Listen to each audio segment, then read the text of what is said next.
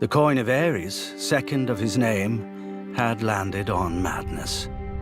But half the coins of the Targaryens had landed so. Yet only Aerys would be known as the Mad King, thanks in no small part to the defiance of Duskendale. Duskendale was the greatest port on Blackwater Bay until Aegon built King's Landing. As the capital grew richer and more prosperous, it sucked ships and gold away from Duskendale. To halt its long decline, the Lord of Duskendale, Sir Dennis Darklyn, petitioned King Aerys for a royal charter that would allow him to levy his own port fees and taxes, which would obviously be lower than in King's Landing.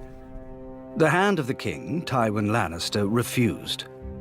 But, knowing of the tension between the Hand and its king, Sir Dennis invited the king to Duskendale to evaluate his petition himself rather than deferring to his Hand. When Tywin admonished the king to refuse, as any sensible advisor would, a petulant and bristling Aerys instead accepted, traveling to Duskendale with a small retinue and only one of his Kingsguard. As soon as Aerys stepped within the city, Sir Dennis seized him, killing the Kingsguard and the few others who dared defend their king. Aerys was hauled to the dungeons to have his beard pulled, and have other petty cruelties inflicted on his royal person. Lord Tywin immediately raised an army and marched on Duskendale, but Sir Dennis threatened to kill the king at the first signs of an assault. If Sir Dennis hoped to force Tywin to offer terms, he didn't know Lord Tywin, who refused to even parley until Sir Dennis released the king and surrendered. The royal army surrounded the city, and the royal navy blockaded it. Sir Dennis had clearly not anticipated such obstinacy, nor that the king's Hand would be in no rush to save the maddening king, when, as Lord Tywin himself pointed out, the realm had a better option in the king's much more stable son, Prince Rhaegar. After 6 months, Lord Tywin's patience was at an end. Or at least, none could claim he acted recklessly if he now stormed the city and Sir Dennis killed the king. But the dutiful and honorable Sir Barristan the Bold volunteered to infiltrate the city and rescue his king single-handedly, as befit his Kingsguard oath. Tywin couldn't refuse such valor, publicly, and so begrudged Sir Barristan one night. Then he would storm the city and put every man, woman, and child to the sword. With only his hands, Sir Barristan climbed the city walls in the dark of night and snuck through the city disguised as a beggar, evading patrols and suspicious townspeople. When he reached the walls of the city keep, the Dun Fort, he scaled those by hand as well, even dispatching the wall guard before he could sound an alarm. With incredible bravery and luck, Sir Barristan made his way to the dungeons and freed his king. Then Sir Barristan's luck ran out. A cry went up through the castle. Someone had discovered the king was gone.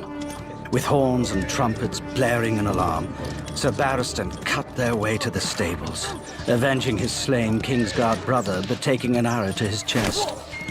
Slipping through the castle gate just as it closed, the wounded Sir Barristan and Aerys rode through the roused town, racing for the city walls and beyond it the safety of the royal army. Lord Tywin's archers raced forward to clear the walls of defenders, and Sir Barristan the Bold earned immortality by delivering King Aerys to the waiting, if not welcoming, arms of his Hand. Without his hostage, Sir Dennis surrendered and begged mercy from the same king he'd imprisoned. Most men would have had none. Aerys had less. He commanded Sir Dennis to be executed along with any man, woman, or child who bore his family name, and anyone who once had. As for Sir Dennis's foreign wife, who had urged his defiance, Aerys commanded that her tongue and womanly parts be torn out, and she be burned alive. It was his first time passing such a sentence. It must have given him a taste for it. For the king rescued from Duskendale was not the same king who'd entered it. Many men would crack after 6 months in a dark cell, being mocked, prodded, and tweaked. Aerys had arrived cracked. Now he was shattered. For years he would refuse to leave the Red Keep. Encouraged no doubt by his worried advisors, since he also refused to allow any blades near his person, even to shave his beard, cut his hair, and trim his nails. He began to see enemies in every shadow, who vanished only when the fires burned. As years went on, Aerys' temper soured. He became obsessed with dragons and fire, and the swords of the King's Guard couldn't defend him from the enemies he saw lurking in every shadow. My king went mad. But there was hope. His son and heir. Prince Rhaegar was everything a kingdom could hope for in a ruler. He was strong but gentle, wise and cautious, and a good friend. No matter the wounds Aerys dug into the realm, we had faith that his son would sew it back together again when he ascended the throne. Then came Lord Went's tourney at Harrenhal, the largest ever in Westeros. I unhorsed every man against me until only Prince Rhaegar remained. We each set our feet in our saddles and lowered our lances and charged. And I fell. Muddy and bruised, I then watched Rhaegar present Lyanna Stark with the victor's crown of roses, though she was betrothed to Robert Baratheon, and Rhaegar himself was married to Elia Martell. Elia loved Rhaegar. She obeyed him, and he chose to steal away Lyanna Stark, a pale northern girl whose veins ran with ice like all her people. Then the Targaryens went too far. The Crown Prince Rhaegar abducted Lyanna Stark, daughter of Rickard Stark, the Lord of Winterfell. She was my betrothed. She was my beloved. Beautiful and spirited woman, and I loved her more than life itself. Rhaegar went south with Lyanna, hiding her away in Dorne. What harm he inflicted on the poor girl, the gods only know. Hot-blooded as always, Brandon immediately rode for King's Landing to demand justice, which the Mad King Aerys Targaryen gave him, in his own twisted fashion. Aerys arrested him for treason, and called his father to come to the capital to ransom him. When Lord Rickard complied, Aerys, now utterly mad, arrested him for treason as well. Lord Rickard demanded a trial by combat. Aerys declared fire the champion of House Targaryen, and had Lord Rickard suspended from the rafters of the throne room while pyromancers lit a blaze beneath him. As he burned, Brandon was brought into the throne room. A leather cord attached to a strangulation device was wrapped around his neck. Aerys told Brandon his father was a dead man, but there was a chance to save him. A longsword was placed on the floor just out of Brandon's reach, and the more he struggled to reach it, the more the cord tightened around his throat. Brandon Stark strangled himself, trying to free his father, who was roasted alive in his own armor. The entire court stood and watched this atrocity take place. Sir Jaime Lannister and the King's Guard among them. The Mad King was reported to have laughed hysterically as these two noble men were tortured and brutally killed before him. Seeking to rid the world of all his supposed enemies, Aerys called for the head of Rickard's younger son, Eddard Stark, and Lyanna's betrothed, Robert Baratheon. He sent word to Lord Jon Arryn, who had fostered both young men at the Eyrie, to apprehend them. Instead, Lord Arryn joined houses Stark and Baratheon in rebellion. Robert vowed to kill Rhaegar Targaryen and get his beloved Lyanna back. While Ned Stark and Arryn secured an alliance with the Tullys of Riverrun, I called the banners of Storm's End and rode out in force against the Mad King and his minions. Gods, those were some battles. Our first victory occurred at Summerhall, where I faced off against an army of dragon loyalists and won 3 battles in a single day. 3 in one day. 7 hells, that was a glorious day. We tried to take Ashford Castle in the Reach, but the Tyrells beat us back. We had to regroup My army was pursued north by Aerys' army and took refuge in the Stony Sept in the Riverlands. The Hand of the King finally cornered Robert in the town of the Stony Sept and sent his soldiers door to door searching for the rebel leader. But the villagers hated the Mad King and loved Robert and kept him one step ahead of the soldiers until only one refuge remained. As the soldiers closed in, all the town bells rang out. Hearing of Robert's plight, our father and Jon Arryn had rushed to the Riverlands and enlisted our grandfather House Targaryen to help them.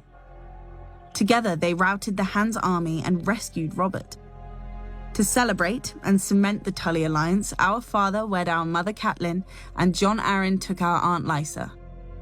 Only a fortnight later, both men rushed back into the field, for the dragon had finally woken.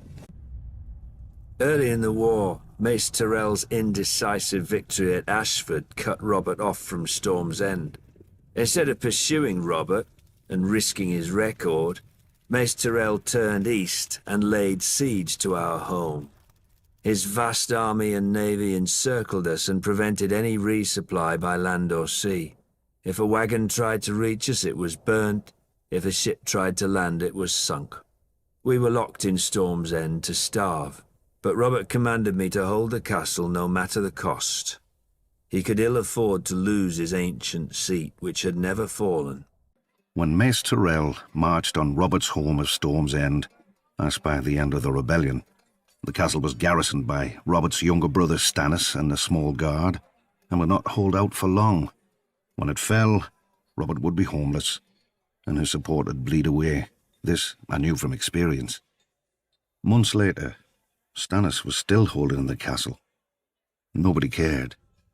But on voyages, I had seen what famine does, and I thought of all those men in Storm's End who would die unmourned and forgotten, no better than flea-bottom orphans.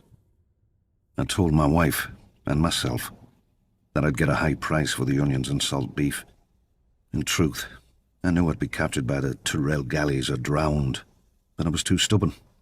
Later that night, in the dark, in a tiny boat with a black sail, I cursed myself and the moonlight as I waited for the tide to turn.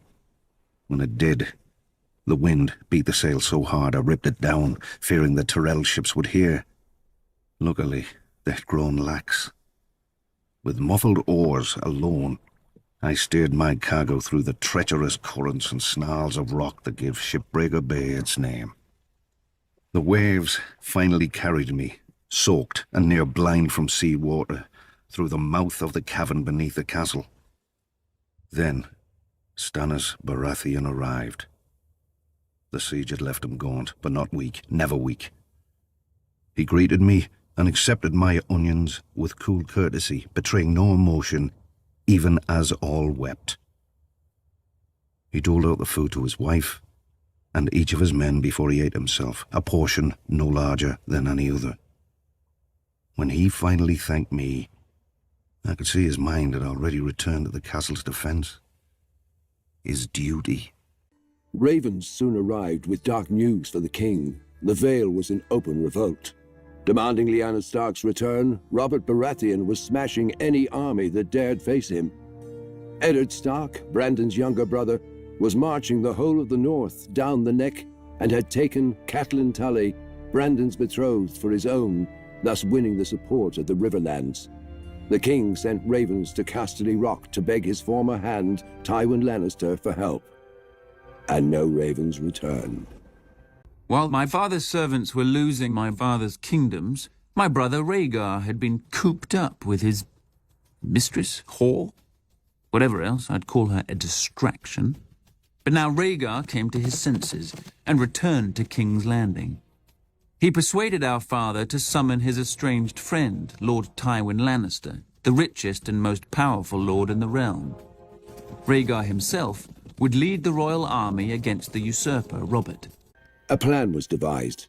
Prince Rhaegar would personally lead the royal forces, now reinforced with 10,000 Dornishmen, north to face Robert. Of the King's Guard, Luan Martell and I would ride with the prince. Before we left, the prince confided in me that when he returned from this battle, there would be a great many changes in court. Despite my vows to the king, I confess I was excited. On the march to face Robert's army, we were sure we'd win. We had superior numbers, and we had Prince Rhaegar. His presence lifted the spirits of our men, and he looked every inch the king he was destined to become. But at the Trident, the gods played a cruel joke. Robert proved the Baratheon words as his army smashed through our lines. Aerys' son, Rhaegar, who started the whole damn thing, finally emerged from hiding in the south and assembled his own army to face us. As for the Mad King, he must have been pissing himself. The battle that would decide the fate of the Seven Kingdoms occurred at the crossing of the Green Fork of the Trident River. Rhaegar commanded the royal host, which was some 40,000 strong. My forces were outnumbered by nearly 5,000 men, but that didn't matter. They were fresh, but we were battle-hardened and had justice on our side. As the battle raged around us, I faced off with Rhaegar, the stag and the dragon right there in the ford of the river. I fought with the fury of 10 men, raining blow after blow upon that vile prince before burying my warhammer in his chest. I hit him so hard the rubies on his armor broke free, flinging them into the stream. They call it the Ruby Ford now. With that scum Rhaegar dead and the royal army shattered, our next move was to make for King's Landing. But I'd sustained a few wounds in the battle and was unable to ride. I sent Ned Stark to the capital to face the Mad King and make him pay for his crimes. Lewin Martell was killed. I fell in combat badly wounded and could do nothing but watch as Robert's warhammer ended Rhaegar's glorious reign before it began, and the kingdom that would never be washed away down the Trident with his life's blood. But Robert spared me, insisting his personal maester tend to my wounds, out of respect. But respect for what? A king's guard shouldn't survive one king, let alone two, and one who should have been. I swore an oath to House Targaryen, and I failed them. As Robert's army marched on King's Landing, the Mad King sent his own wife and child away, but kept my sister and hers inside. In his madness, Aerys thought that the Dornish had betrayed his son at the Trident. With Rhaegar's defeat, nothing stood between Robert and King's Landing. Imagine the king's surprise a fortnight later when he saw not stags, but lions outside his gates. His former hand, Tywin Lannister, had come to the capital with a force even Robert couldn't match, claiming to be loyal to the king. You weren't always so loyal to the Lannisters during the war, were you? I did my duty to the realm. When Lord Tywin showed up at King's Landing professing loyalty, I warned Aerys not to open the gates. Prince Rhaegar was dead, our army scattered. The lion does not stir unless he smells meat. I admire your powers of persuasion, Lord Varys. Few could traffic in so many secrets to so little avail. Grand Maester Pycelle told Aerys what he wanted to hear, that his old friend Tywin was there to save him. Trusting what he wanted to believe, Aerys ordered the gates opened, and the Lannister forces dutifully began to rape, pillage, and murder the king's actual loyal subjects. A king's guard serves for life. So I upheld my oath, confined to the Red Keep where Varys could watch me and where the headsman could find me if my father displeased the king. I served the king's pleasure, as he burned Rickard Stark alive and strangled his son, inciting the rebellion. I defended the king's honor against courtiers as his generals lost battle after battle with Robert. I kept the king's secrets, when his pyromancers hid caches of wildfire beneath King's Landing. I gave the king counsel when my father's army was at the city gate, and Grand Maester Pycelle lied that my father had come to save him. Many forget that I also tried to defend the king from harm. When the Lannister soldiers poured through the gates, it fell to me to hold the Red Keep as the only king's guard in the city. I knew we were lost and sent to Aerys, asking his leave to make terms. My man came back with a royal command. Bring me your father's head if you are no traitor. Aerys would have no yielding. His pyromancer was with him, my messenger said. I knew what that meant. Aerys Targaryen was alone in his throne room when I found him, picking at his scabbed and bleeding hands. The fool was always cutting himself in the Iron Throne. Burn them, he kept muttering. Aerys had decided to let Robert be king after all, over the charred bones and ashes of King's Landing. He must have thought his pyromancer was near enough to obey him, but I'd killed him a few minutes before in the courtyard. As I approached the throne, sanity flashed behind the king's eyes for a moment, just long enough to read the look in mine. His eyes grew huge and the royal mouth drooped open in shock. He turned and ran. A single thrust was all it took to end the greatest dynasty the world had ever seen. Beneath the empty eyes of the dead dragons on the walls, the last dragon king squealed like a pig and shat himself. So easy, I thought. A king should die harder than this. My father's knights burst into the hall in time to see the last of it, so there was no way for me to vanish and let some braggart steal the glory or blame. I knew at once when I saw the way they looked at me, it would be blame. Lannister or no, I'd been one of Aerys' Kingsguard. I commanded them to announce that the Mad King was dead and to spare all those who yielded. They asked me if they should proclaim a new king as well. I knew what they meant. Would it be my father, or Robert Baratheon, or maybe the child of Viserys who'd fled to Dragonstone? A Targaryen boy king with my father's hand to rule in truth. I thought of how Ned Stark and Robert Baratheon would howl at this end to their great heroic war, and I was tempted.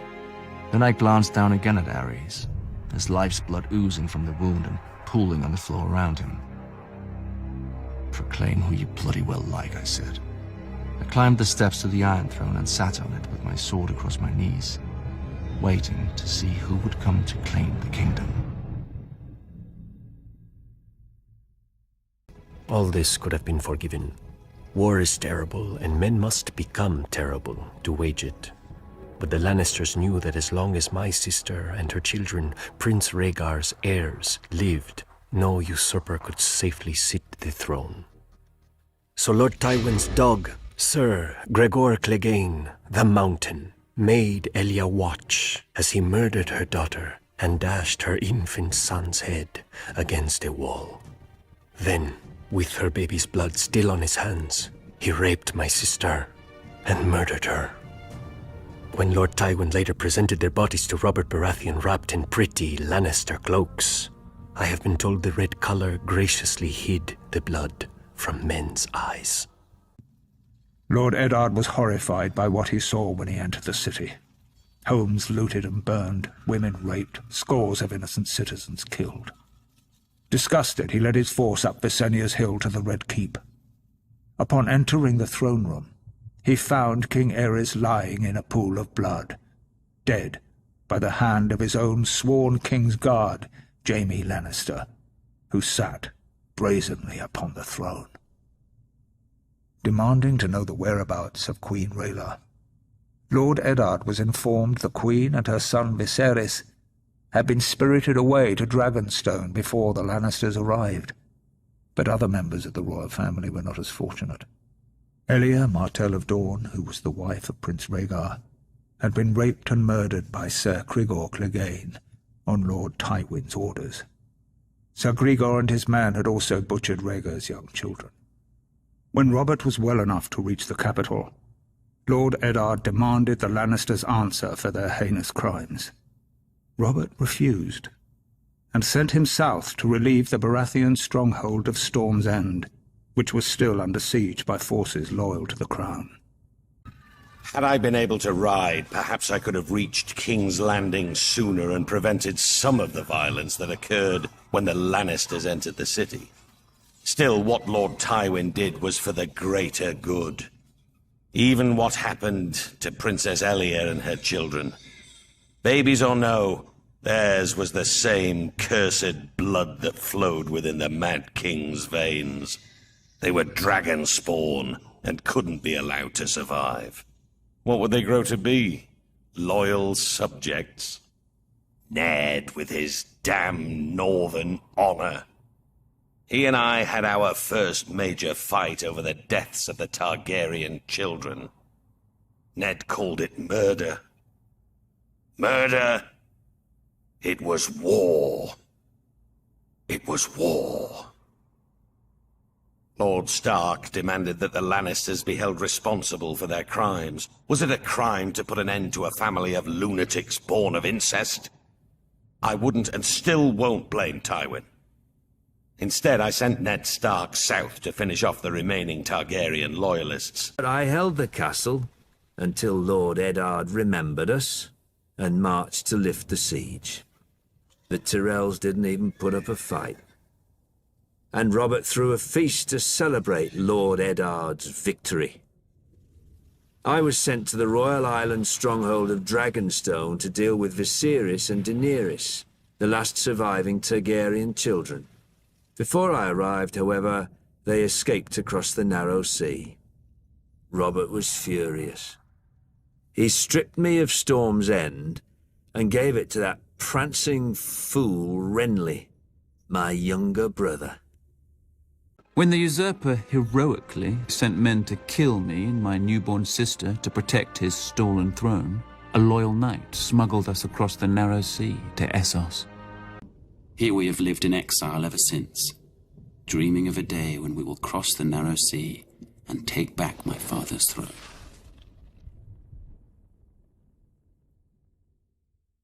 After Aerys fell and Lord Stark lifted the siege, Stannis summoned me.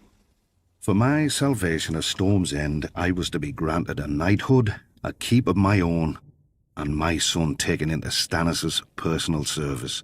Davos of Flea Bottom had become Sir Davos of House Seaworth, and his son would serve the king's own brother. But for my previous crimes as a smuggler, I was to have the fingertips of one hand taken off above the highest joint. Stannis held that I had flouted the laws of the land for years, and a good act does not wash out the bad. In one fell swoop, or 5, Stannis gave my son a future and my family a name that I could never have imagined, nor earned on my own.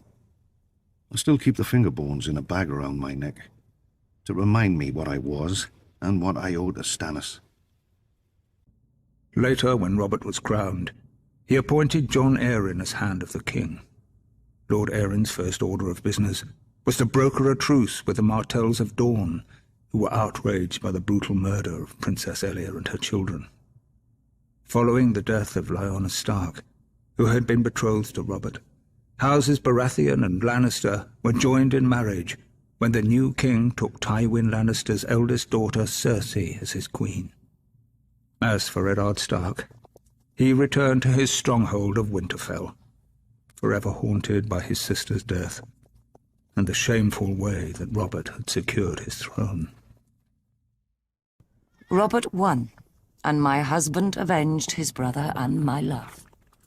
But when he came home to me, he could not meet my eyes. I saw the reason by his side.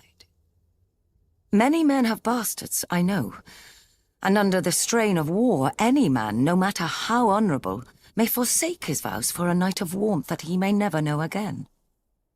But Ned Stark was not built like other men.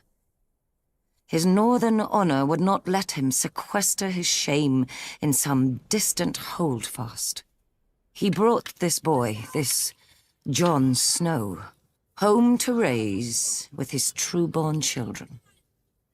My children.